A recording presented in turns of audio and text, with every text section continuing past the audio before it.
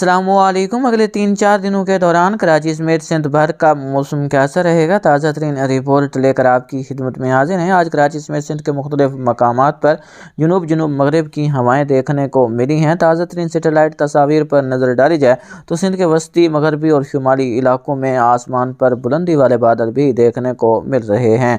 21 फरवरी को उम्मीद है कि ज़्यादातर मकामात पर मौसम साफ रहेगा।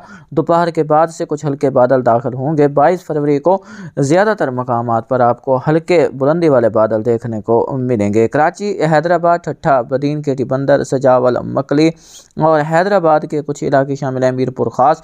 इन इलाकों में आने वाले 3-4 दिनों के दौरान आपको रात और सुबह के औकात में धुंध भी देखने को मिलेगी। बाज़ मकामात पर धुंध के बादल 9-10 बजे तक भी दिन के दौरान रह सकते हैं। 21 फरवरी की बात की जाए तो आपको ज़्यादातर शुमाली और वस्ती सिंध के इलाकों में शुमाल की हवाएं देखने को मिलेंगी।